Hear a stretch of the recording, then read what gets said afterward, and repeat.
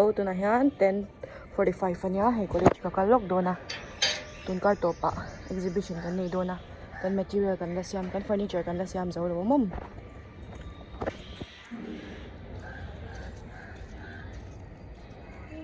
Rasur se oh, kwadur. Base mo, otoy mo, kansang. Hey, otoy kakal ringot. Kanin min chap tu rin semua. Eh, rin ni basu. Rush hour chuan. Chuan lampangan sia de do na. Che theng che amo chuan kan exhibition le hi ninga ni som panga som brok som pasari tur nya he. Chuanin tu ko birthday nya ni som pathum he.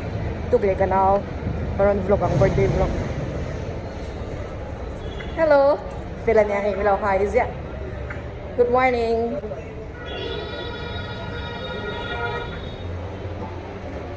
Kanin en lo kang. Hat ho thom no nen ga kal he. Artui plate sia zor kan khoi don sia. Lu panom hey.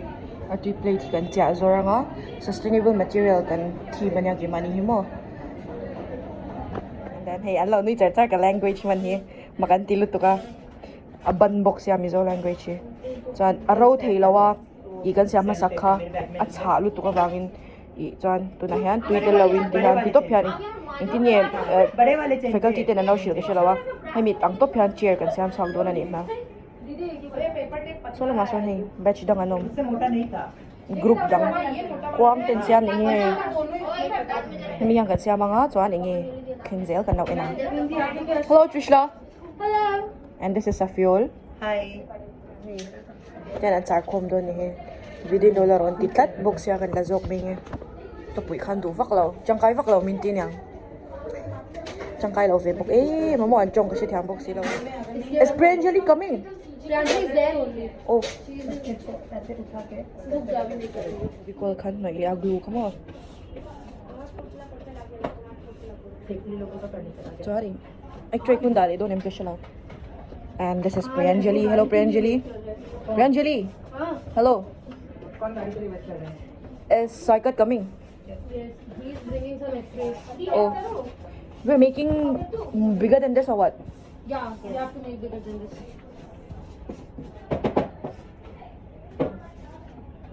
Ing ma ka shalaw kan thil siam tur he. Tiang vel chu kani. They're wearing what? Mizo lang kan khan I chonga kan boy china chu waksanin mizo lang law u kan tiamam. Now they are sitting. You can also join. Come. No, it will No, it won't. push down. We want to Correct. Okay, then I'll say. Hello, say like and subscribe. Like and subscribe. Safiul? Like and subscribe. Louder than that. Priyanjali is from Guwahati, right? And you are from Punjab. Calcutta only. I'm from Calcutta. Oh, then Safiul? I'm from West Bengal. Okay. Then Master Zilay hawin meron pili. Vanek. Artui plate lulut tuk tung din muna yan mo. Kima pon hemi ni ang pwede ka thoa kan kima ni artui plate na. Masa tumia kan siam chu a flop tani. So tuya kan siya kami ka fevicolin kan dia chan. Masi araw thei talawa araw man talawa. Ni asyanin kan siam le taringot ta. Mai nu ke khu so law mulaw der mai raw bal de khu. Chan mania birthday ko wish na akub dum ti de no kha. Status ni ho ka o. Ama he. Selaw bia ma se khub dum tat no kha. Ya china turan yang college hayan kan mangdo na 4th floor at sanga 6th floor thleng mo hay kanom na hi 6th floor na ki mani classroom manita ki mani floor na heng ho hi china tur Egypt deu anyang in batch hen ni po ka shalo ID diploma ngen ni po kan junior nge kan senior nge po ni po ka shalo heng ho hi muai lao shim man mani so voi khat mo na diploma ni mai them anwar ki turu eme diploma ho hi card learning class at nei lawa ki mani card learning class kan nei bachelor le master so hi mo masters po hin nei tam vak law chuan hi a cheina tur ani tering deuh hlek 13 inch ani to mo a seizong a toilam pang deuh hi temin a englaw hi a x-ray a artui plate hi a niam to ni chu helam pang hi temin a sang deuh hei ana in spread out ang khana la umta so kan da bilanga vai pa na raw kin bel don boka chuan 13 ania 18 turania va in 1 feet 6 inch Hei tihan ek tray kha a bramble ta ni chu chuan a te leng mo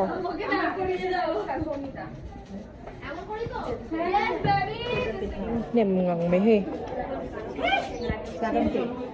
hello shaker milk scan hai pai hello see like and subscribe yes staff room amin pala deal tears zui mo va hang yan eng vat yellow ini a chuan so ini ti don kisala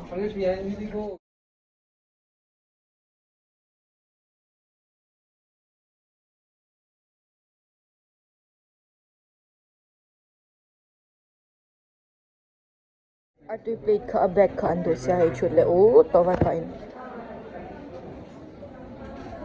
tuna kan kat zo chia kha time lapse sami kha hemi akan kat te thi ni ta ni chu artui pakhat om na kha kan kat ta ve ta mo chan yani tingen ti le don ki shelo eng ma ka shelo ba ha thu ti hi kan group chu ni ve box sia ya om to phima se angai chatlak zok na thiam pui nu ni bon ve thau me henui chu onki ma assignment amin pui tu no nya ma he she thiam lo zong le medical leave kala kala zong assignment min shil tu no ni he achunga pha to kha he hana englo li don ta a kan big sale ve ka chuan newspaper in to le don ko masking tape in mo paper tape in chan chu ama khu paper a coating le ve to ran ta paper fe coating mo na ni le minute somli khwa hian min bum vo in chu ra sur don mo ka tia ni lo sale war to chuan hela hianin lel din dini rawi